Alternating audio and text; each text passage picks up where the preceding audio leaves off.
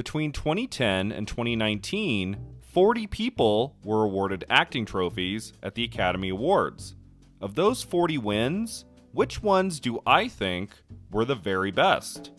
In this first video, in my new series Oscar Top 10, I'm going to choose the 10 best acting winners of the previous decade.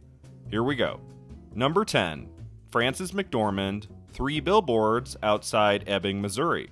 Father, just like those Crips and just like those Bloods, you're culpable. 'Cause you joined the gang, man. Not everyone loved this movie, but it's hard to deny the powerhouse performance McDormand gave in 3 Billboards Outside Ebbing, Missouri.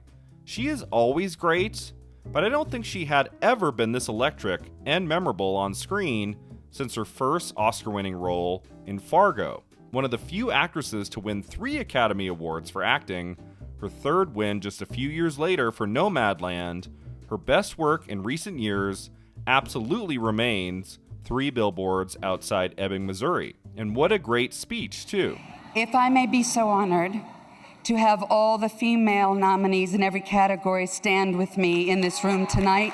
The actors. Meryl, if you do it, everybody else will. Come on. Number 9, Mahershala Ali, Moonlight. And who is you? Nobody.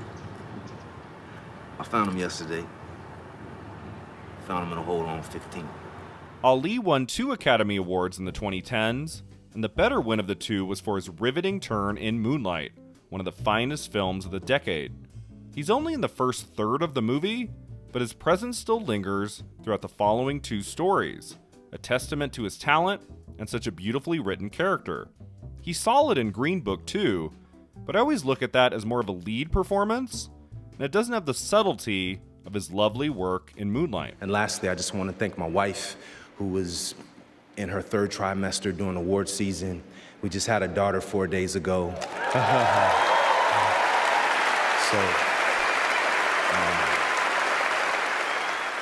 Number 8, Patricia Arquette, Boyhood. You know what I'm realizing? My life is just gonna go like that. This series of milestones. Getting married, having kids, getting divorced. The time that we thought you were dyslexic. When I taught you how to ride a bike. Is Arquette the only person to win an acting Oscar for a role she filmed tiny pieces of every year for more than a decade? Boyhood is one of the most remarkable achievements in cinema history. Director Richard Linklater, always so interested in the way time affects characters and relationships. Arquette is so believable and often devastating as a single mother navigating her way through life. She's great throughout the whole movie, but it's her extraordinary last scene that cemented her well-deserved Oscar win. Her speech was excellent too, probably most memorable for giving us the classic Meryl Streep meme that never gets old. It's our time to have wage equality once and for all and equal rights for women in the United States of America. Number 7, Daniel Day-Lewis in Lincoln. Arkansas, too, most likely. It'll be ratified. Slavery, sir. It's done. He's still to date the only person to win 3 Oscars in the lead actor category, and rightfully so, because he's stellar in all 3 films, especially the latter, not just portraying Abraham Lincoln in Steven Spielberg's 2012 drama, but becoming the man through and through.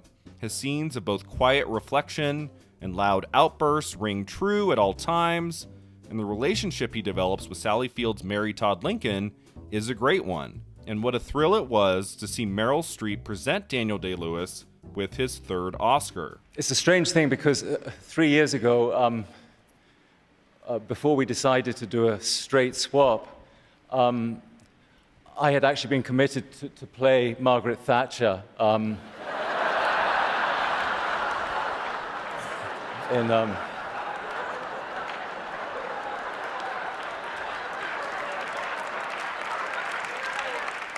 Number 6, Olivia Colman, The Favorite.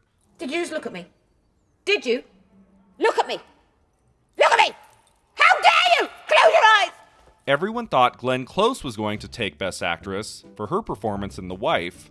Crazily overdue for a win on her 7th nomination, Close just seemed a shoo-in for Oscar victory that night after winning the Golden Globe and the SAG Award. but Olivia Colman shocked the world instead for a win that in retrospect shouldn't have been that shocking at all. Her film had 10 Oscar nominations, including Best Picture, versus The Wife, which only had the one nom for Close. And Colman really is spectacular in The Favorite, completely disappearing into her role of Queen Anne. She's outrageous and hilarious and so endlessly watchable from beginning to end, and her glorious acceptance speech is one of my all-time favorites in the history of the Oscars. My kids are at home and watching, look. Well, if you're not, then well done, but I sort of hope you are. This is not going to happen again. And any little girl who's practicing their speech on the telly, you never know. And when I used to work as a cleaner, and I loved that job. I did spend quite a lot of my time imagining this. Oh, please wrap up. Right, okay. And Number 5, Cate Blanchett, Blue Jasmine. You know, I tried to bring my sister and her husband in on a good thing. I mean, what do I know about financial schemes? You know, you'll be very happy to know that I lost every cent of my own money. You know, every home, every stick of furniture, every fur, every ring, and every bank account, and still it wasn't enough to placate the government. So this one's a little hard for me to admit since Sandra Bullock is my favorite actress, has been for almost 30 years now, and I think she should have won her Oscar for Gravity, easily her finest film performance. If she had lost for The Blind Side in 2010, I think Bullock would have had more of a shot to win for Alfonso Cuarón's 2013 masterpiece, which swept the Oscars that year, winning 7 in total. But Cate Blanchett's turn in Blue Jasmine was unavoidably one of the best performances of the decade. The mentally unstable Jasmine, just such a compelling character to witness on screen. Blanchett was bound to win an Oscar in the lead actress category eventually, and this is the one that couldn't be denied. Her speech was amazing too, and I've even finally gotten over her little dig at Bullock. Sandra, I could watch that performance to the end of time, and I sort of felt like I had. Number 4, Christoph Waltz, Inglourious Bastards. I might add also that any information that makes a performance of my duty easier will not be met with punishment. Actually, quite the contrary. It will be met with reward. This might seem a bit of a cheat since the performance appeared in the previous decade I'm talking about, in 2009, but his win was technically in early 2010, which does qualify him for this list. I'm not so hot on the second Oscar Waltz won 3 years later for another Quentin Tarantino film, Django Unchained.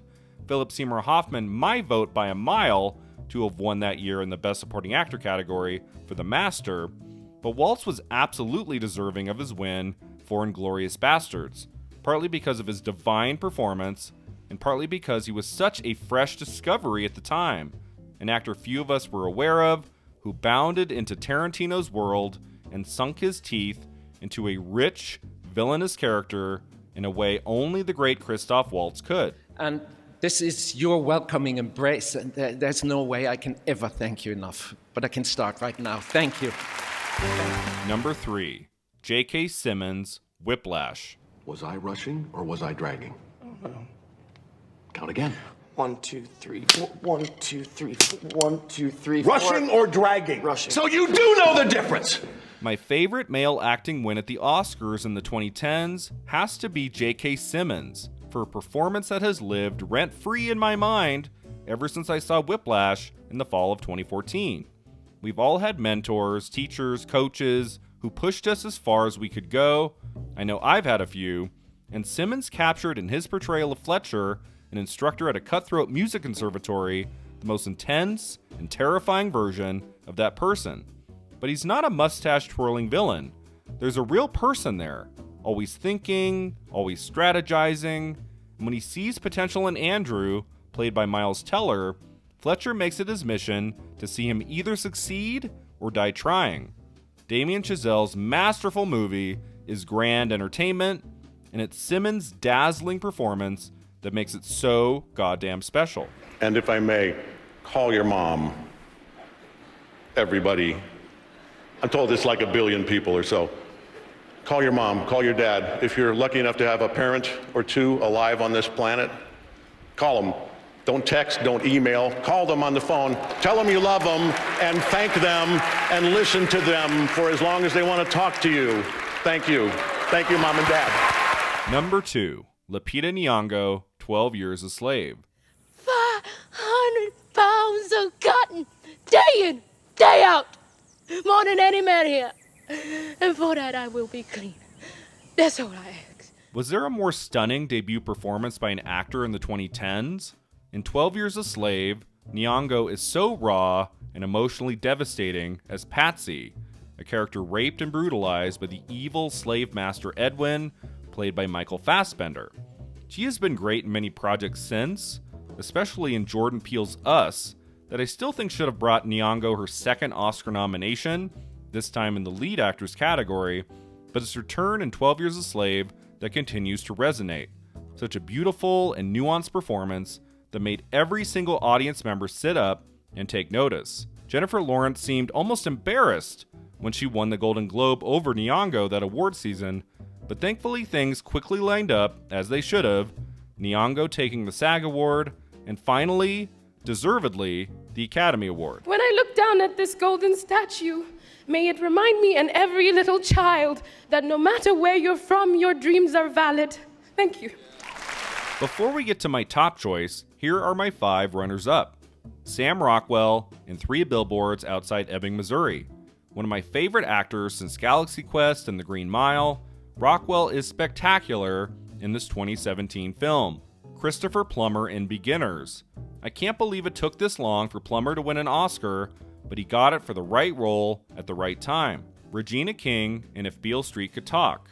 That movie should have placed in Picture, Director, and elsewhere, but thank God it won something big for the divine Regina King in a wonderful supporting performance. Leonardo DiCaprio in The Revenant. Yeah, I know. He should have won for The Wolf of Wall Street, but he's terrific in The Revenant too, and it always makes my heart happy when I remember DiCaprio has an Oscar. And Viola Davis in Fences. A brilliant performance that's not higher up on this list only because this really is category fraud. Davis the lead female in Fences and not supporting. I maintain that if she had gone all in for lead actress instead of supporting, she would have beaten Emma Stone, Davis's role the heart and soul of her movie. And now, here we go. The time has come. My choice for the number 1 acting win at the Oscars in the 2010s is Natalie Portman, Black Swan. Stop. Please stop. How about I dance the Black Swan for you? Leave me alone!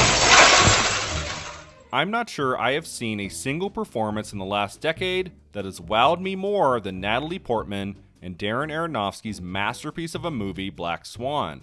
Portman was amazing right from the beginning with her role in The Professional, and she continued to impress year after year in films like Beautiful Girls, Anywhere But Here, and her Oscar-nominated performance in Mike Nichols' Closer. Darren Aronofsky had already crafted great works of art with Requiem for a Dream and The Wrestler, and he continued to prove he's one of the great actors-directors with the performances he got out of Mila Kunis, Winona Ryder, Barbara Hershey, and especially Natalie Portman in the lead role of Nina, a dancer consumed with her profession that takes her to the brink of madness. Portman trained for a year as a dancer to prepare for the role, and her commitment is evident in every scene. It's such a fascinating character, Portman having to exude confidence and fear and passion and total, complete insanity. This is a performance for the ages, and my pick for the Best Acting Oscar win of the 2010s. Most importantly, my family, my friends, and my love. Thank you so much.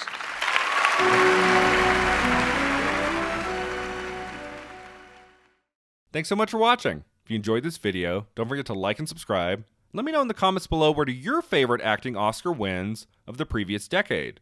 Is there anyone you think I left off the list? See you next time.